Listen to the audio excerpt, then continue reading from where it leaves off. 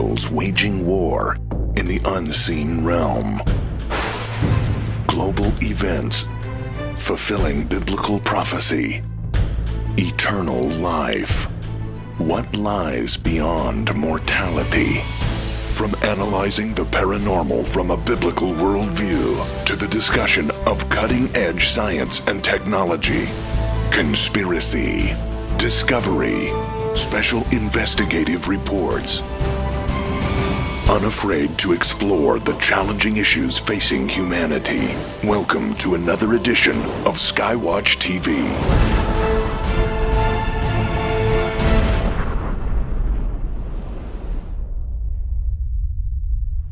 Hi folks, this is Tom Horn coming to you week 2 actually, in probably the most fantastic, most interesting conversation I can remember in a long time with my very good friends Steve Quayle and Timothy Alberino. Great to have you guys back again, Steve. Well, it's wonderful to be here, and as you know, Tom, we do like 30-minute introductions. So now we've got to get to some of the most interesting information that's out there. And again, I want to make it clear to everyone, our goal, Tom, is to not only just show that obviously there were giants in those days, we're talking about following a theme of cover-up of the true history of the world, the role that giants played, and what possibly does anyone have to gain by keeping this stuff to themselves. Well, let me show, and I just want to show a picture, and we're going to turn it over to Tim.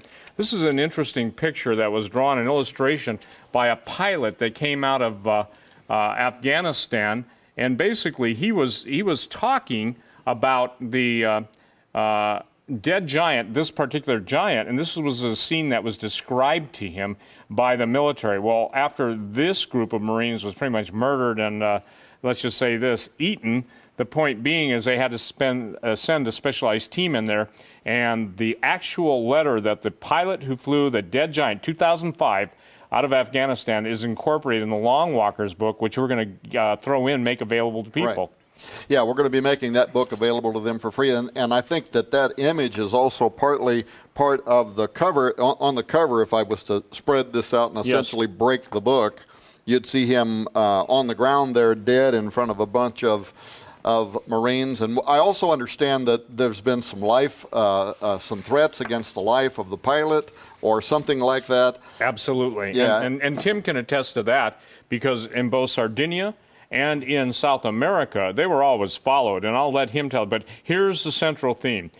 As Tim has been able to interview eyewitnesses to the extraction of the giants, both in Sardinia and South America, but it's fascinating that a lot of those elderly people are now dying, and with them their stories, and even their younger, in this case, Tim, tell the story about the guy on the raft in Lake Titicaca, because that's a good example of actual eyewitness testimony. And just before you do, for those that may not understand what we're talking about at this moment, it's this brand new documentary, actually, that Timothy Alberino lived in Peru for 10 years. Steve Quayle, the Gen 6 Productions, True Legends, the documentary film series. This is the very first entry. It's a large budget production called The Technology of the Fallen.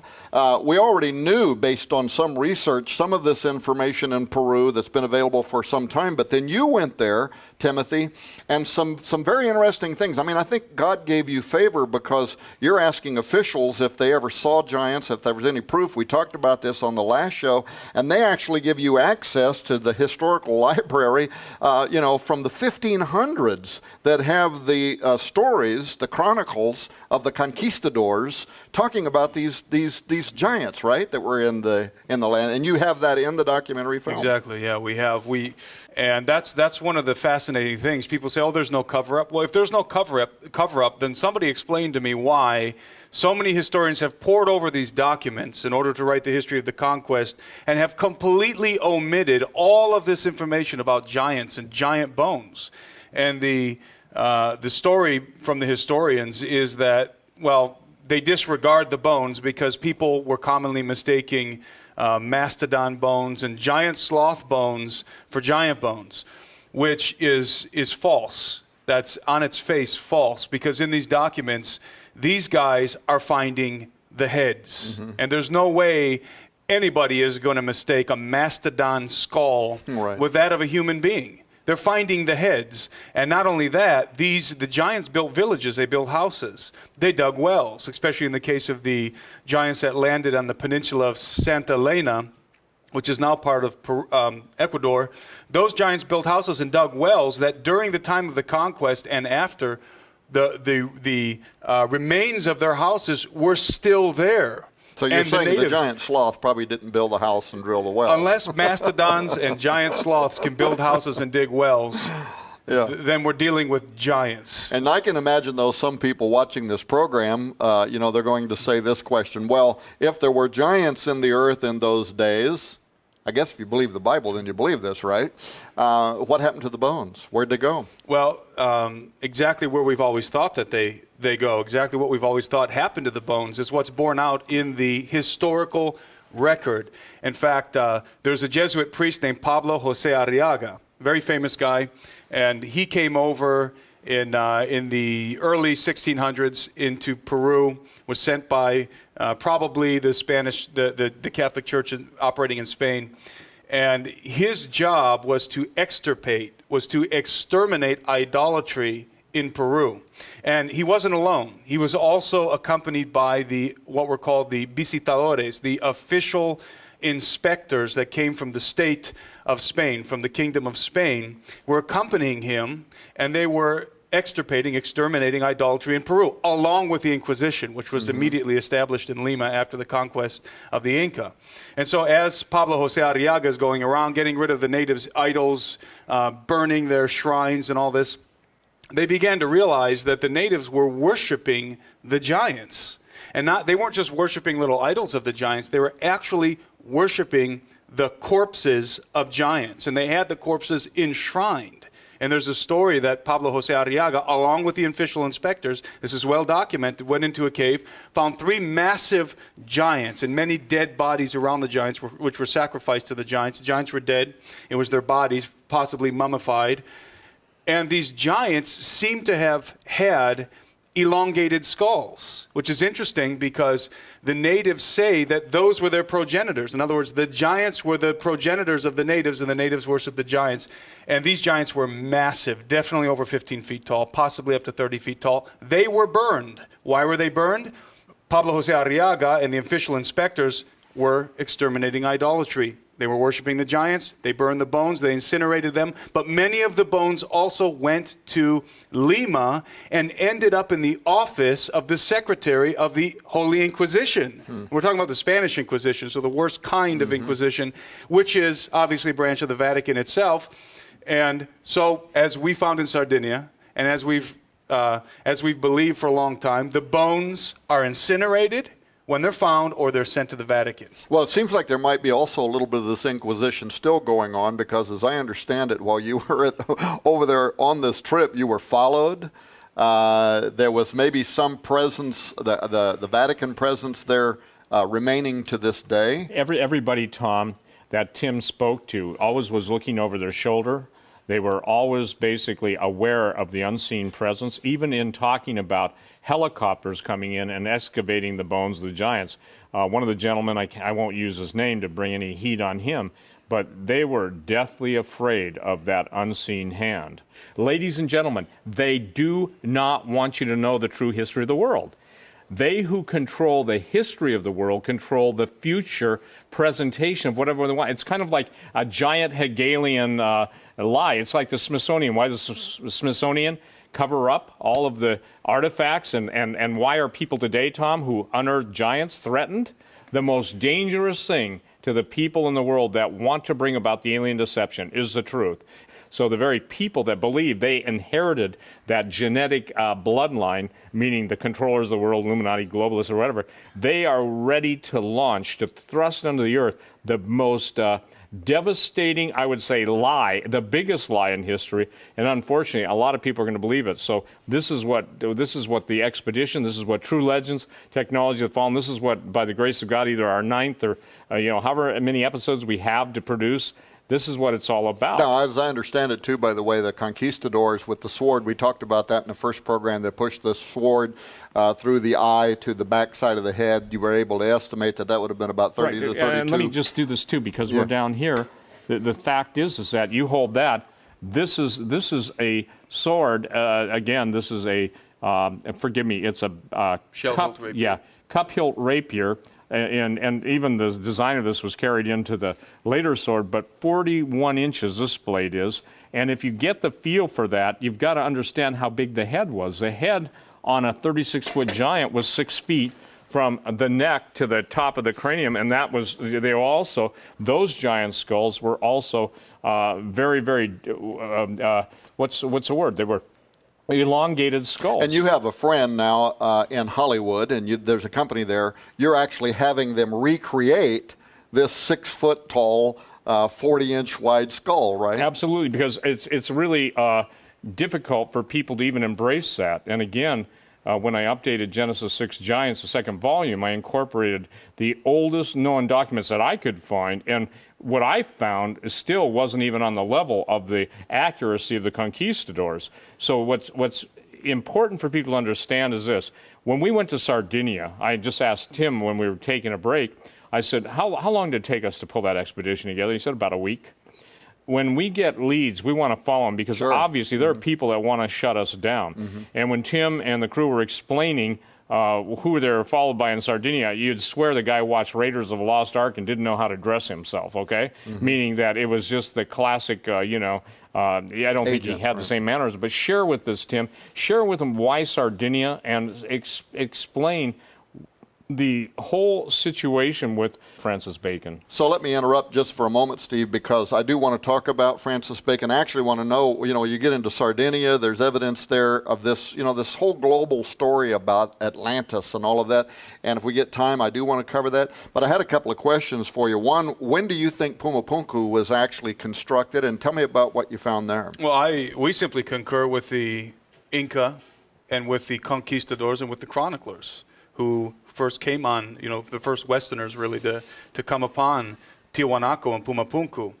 And they believed that the builders of Pumapunku were a pre-flood civilization, that some of them were giants. That's what they believe. We're not putting words into their mouth. That's what the Inca believed, and that's what a lot of the chroniclers believed. This is a pre-flood civilization that was probably giants and other things, because entities with elongated skulls have been discovered there. But there's also, a lot of people don't know that there's actually records of giant bones being unearthed right underneath Tiwanaku, heads and all. And that's something that nobody really talks about. Well, you was telling me that you thought that Tiwanaku was a farce. I mean, and then we got cut off. You didn't get your chance to explain. Yeah, I do believe it's a farce, and I'll explain why. Tiwanaku, it's kind of confusing, probably confuses people because the whole site is called Tiwanaku. That's the native word for it, but the Spanish pronunciation of that was more like Tiwanaku. So Tiwanaku became the town. And then Pumapunku is actually part of the whole Tiwanaku area. And it's only a couple hundred yards away from the rest of everything else that you see on Ancient Aliens and other documentaries that feature that area. But what's interesting, and what nobody else has ever mentioned, and we couldn't believe that no one's ever pointed this out, is that at some of the famous structures in Tiwanaku, such as the Temple of Kalasasaya, which are obviously post-flood constructions and are on a completely different level than what you find at Pumapunku. A lot of people do recognize that. Pumapunku is way older than the rest of the structures that are at Tiwanaku, including the Temple of Kalasasaya. And at Kalasasaya, we were finding artifacts that seem to us to have been brought over from the Pumapunku location, which is much older, and literally staged at the Kalasasaya temple, which is post-flood for sure. And that was obviously very suspicious. Why would they do that? And when I say stage, I mean like there'd be like a bunch of sandstone blocks literally piled up on the side of the walkway with a big andesite megalithic block that belongs over at Pumapunku. Well, and I had known that many years ago they had repaired the Gate of the Sun. Part of it had collapsed. They put it. But what I didn't know, you're telling me, is they actually moved it. It wasn't there. Yeah, and they make a point to say, this is what the guides say. We were listening to all the guides that were there. They were saying that the Gate of the Sun was found here in the Temple of Kalasasaya, which is in the post-flood area of Tiwanaku. They made a point to say this was found here, but we had a guy with us, sort of an insider, a engineer from Peru, from Puno, not far away, across the border, and he told us that's a flat-out lie. Because he was young enough to be there when it wasn't there, when it was somewhere else. And he said they moved it. And he told us they've been staging things. They're moving things. Now, why are they doing it? Why are they? Here's why they're doing it. Because one of the biggest cover-up, if not the biggest cover-up, and it relates to everything. It relates to our documentary. It relates to UFOs. It relates to everything, is the reality of the pre-flood world. The reality of the world before the flood of Noah. People cannot accept it. You're saying that if they leave these artifacts where they are, there is an obvious obvious. and then an obvious newer, which is copying pre-flood the old. and post-flood. Yep. But by mixing the two together, they can confuse They're people, sowing and then they're confusion. selling an idea. Right, and they're covering up the truth. You know, the word in all of our investigations, the same thing in your research, my research, our collective research expedition, it's the cover-up. They're afraid of something, and they are totally afraid of the truth. And also in Bolivia, and I want to throw this in because it's cool, there was an announcement of a whole civilization that predated even that which you see, where and it was pyramids. Well, the government now has made it very difficult, and thank God I didn't have to go try and bail these guys out or send a team in to get them out of a Bolivian prison. But that's the thing. They will cover it up at all costs, because why? Well, right now, governments are paying big money for ancient artifacts, and someday we'll do a story, Tom, on just the artifacts in Desert Storm. You told the story on the radio program, but it's a big deal because we're talking about ancient technology. We're not talking about the Aztec, Incan, and Mayan, whose weapons were so primitive that obviously they couldn't stand against the conquistadors. And even then, here's the deal. They'll talk about the Aztec Empire, the Mayan Empire, the Incan Empire, meaning traditional historians, and even those guys didn't admit they built all the stuff that they're credited with building. They said, we didn't build it. Take it from there. Well, I do want to ask you about Sardinia, but one other quick thing, because I'd only caught a part of this where you guys were talking about where parts of this almost looked like the stone had been liquefied in some of this construction. Yes, that's interesting. Yeah, that's in the second episode of our series. Oh, so I'm really jumping the gun. No, but that was we shot episode 1 and episode 2 during the same expedition. But it's interesting you mentioned that because it looks like the stones in, for example, the Great Wall of Sacsayhuaman outside of Cusco were poured into place, or somehow whoever built it was able to change the molecular structure of the rock to make it softer, to mold it like Play-Doh. But talking about Sardinia, what we found at Sardinia was on the outside of a lot of the megalithic structures, there is a layer of quartz. So in other words, there's a layer of crystal on the outside of the blocks. And they used to call Atlantis the Shining City. And we were told that it was some kind of to collect the power of the sun and to use it for some kind of an energy source. But it's amazing. Everywhere we went, all the megalithic structures had quartz, were lined with quartz. So do experts that actually live there, now we're talking about educated men, educators, people that have PhDs or they're historians or they're whatever, that live in that area, are there any there that actually are suspicious? No, it's absolutely, you can't talk about it. But the guys that we're with, they're from Sardinia, would always joke to us about how the richest people in Sardinia are the archaeologists. I actually asked one of the guys who dug up giant bones with the municipality in Sardinia. Amazing dug stuff. them up, and we're talking 9 to 12-foot giants. I asked him, well, what did they do with them? And he looked at me and he said, the Illuminati and the Vatican buy them. Wow. And that's why they say that the archaeologists are the richest guys in Sardinia. Yeah. Because they dig them up. They deny their existence, dig them up in the background and sell them. Yeah, and of course we know that the Vatican has an interest in this worldwide. That was me and Chris Putnam going to the top of Mount Graham and finding out that that's considered to be a portal, and the Vatican was willing to fight all the way through federal court here in the United States to have a presence there. So we know that they do have that interest. We know they probably also have like bottomless pockets, right? Sure, so yeah. cash is not an issue, right? Especially when you can print it and it's backed up by nothing. Right. And the Vatican archives are notoriously known around the world. I mean, this is higher security than the CIA. So, but you also, though, in the last program, you mentioned something about Francis Bacon and some connection. And before we run out of time on this program today, I want you to say something. Yeah, the connection with Francis Bacon is basically this idea of Atlantis, because there's good there's evidence to suggest that Sardinia was Atlantis. Now, I'm not saying it was, we're not saying that unequivocally, but there's evidence that points to the fact that it may in fact have been Atlantis, the site of Atlantis. There's huge pyramids, there's massive structures there. But listen, we were at an area in Sardinia where there was tombs. They actually call some of the places the tombs of the giants. And some tourists go over there, but there's places where nobody goes. It's just fenced off. And in front of the megalithic sites, they literally have planted rows of trees so you can't see them. From the villages, there's nothing to see here. You go behind them and they're giant tombs. Oh, wow. And so the connection with Atlantis, Atlantis was said to have a succession of rings around it, leading all the way down, riverways that led all the way down consecutively to the ocean. So you could come from the ocean, circle all the way around to the pinnacle of Atlantis. There's evidence of that kind of waterway on Sardinia. In fact, we found these massive old iron rings that were about 40 to 50 pounds, and they're sticking into megalithic structures where there is no river. In other words, there used to be a river there. And the guy that's doing research there said if you trace them, it loops around Sardinia, just like the description spiral. of it. Yeah, and I didn't believe him because I've done a lot of research on Atlantis. I thought everybody's going to say that where I live used to be Atlantis, So I didn't believe him until we're driving around the corner, and he's telling me the whole time, Tim, I think that Sardinia is Atlantis. Actually, he was just telling me, Tim, Sardinia was Atlantis. And I was kind of skeptical, and I still am. But we drive around the corner, and there's a pyramid. Just out of nowhere, I'm looking at a pyramid. And it's not a pyramid like the pyramids in Giza with the bare rock. It's covered with mud and grass by now. But it's a massive pyramid, and there's a castle, an old castle built on top. And I asked him, why have I never seen this? I mean, who knows about the huge pyramids in Sardinia? Hardly anybody. He said, you're not allowed. You're basically, the archaeologists, the historians aren't really allowed to talk about this stuff. Yeah. This is episode number 1, Technology of the Fallen.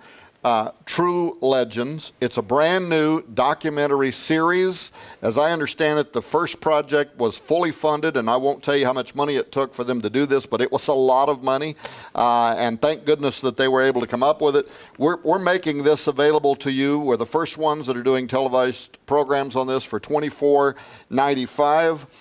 Some of this research started with and then surpassed work that was done by our good friend David Flynn, who has now gone to be with the Lord.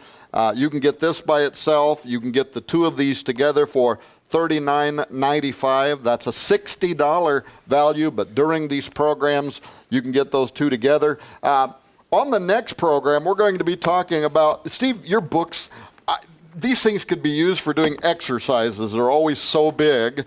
We're going to be talking about aliens and fallen angels. We're going to be talking about angel wars. And then one of my favorite subjects, we're going to be talking about xenogenesis, and this is going to explain CRISPR technology and other technologies. We're making these 3 books available. Normally, these 3 books by themselves would cost $128. They're $40 books. One of them's a $30 book. This is an $18 book, and this actually has the image in it of the giant that was flown out. You talked about it earlier in the program. We're giving you that book for free. Yeah, Tom, that doesn't have the image. It has the letter from the actual pilot. All right, so the letter from the actual pilot that worked to fly the giant out is replicated inside of this book. All 3 of these together with this free book would be $128 value. We're making them available to you for $99 during this program, all 4 of those books. And of course, if you want to buy everything that I just showed you, the True Legends documentary, the David Flynn collection, all 4 of those other books, which would be a $190 value. We've made a deal with our good friend Steve Quayle here. We can make those available to you for $129.95 if you want all of them. There they are, available in all kinds of different ways and collections for you to be able to get. We're going to have Steve Quayle's going to come back next week. We're going to continue shooting films about the documentary and the books that Steve's written. Timothy, Absolutely wonderful to have you on the you for program having me. with us for Pleasure. the last 2 weeks. Steve, great as always. Folks, continue to tune in. I think we've just gotten started. The legendary Steve Quayle and Timothy Alberino. You want to check this out. It's their brand new, it's Genesis 6, which is a production company. They're there, they're on the grounds, they're uncovering information that, as a researcher, I've been doing this kind of stuff for many, many years, most of my adult life, and I was absolutely not aware of much of what is in this documentary series. Thank you for tuning in today to Skywatch Television. I'm Tom Horn. I'll see you next time. Coming this November. I'm not sure that the world is ready to receive this. Tom Horn. Joe Ardis, Donna Howell, and the Skywatch investigation team join a host of global experts in the conclusion of a multi-year undercover inquiry that exposes what the U.S. government, the FDA, and monster corporations have been hiding from you. We're talking about everything from the food that we eat to animals and pet animals to ultimately humans. Literally, what we have been doing with genetically modified crops, what we have and are doing with transgenically made animals, we fully intend to do with the human race. I mean, how many people know right now that the last scientist in Congress, Bill Foster, recently spoke before Congress. He wrote an article for The Hill in which he says that right now the top science departments in our government that dole out taxpayer-funded revenue have already been ordered to literally create the guidelines that are going to be used for genetically modifying the human race. I think 90% of Americans would be shocked if they learned that their cats and dogs were eating these diseased meats and euthanized pets. During our investigation, we were able to verify that if your pet Fluffy had been euthanized at one of these vet clinics or one of these shelters, it would be recycled into food byproducts, toothpaste, cosmetics, deodorant. The stench is overwhelming. It's unbelievable. Coming in November, an unprecedented, official, and imposing undercover report that exposes what government agencies and greedy corporations are hiding about a genetic menace that is slowly, quietly, secretly killing and transforming all of creation. They have made a Faustian deal with the devil. I'm talking about our government. They have sold out the best interest of Americans to greedy monster corporations that are in their back pockets. Coming this November exclusively from Skywatch TV. Dead Pets Don't Lie. Inhuman the documentary. Survive the Future.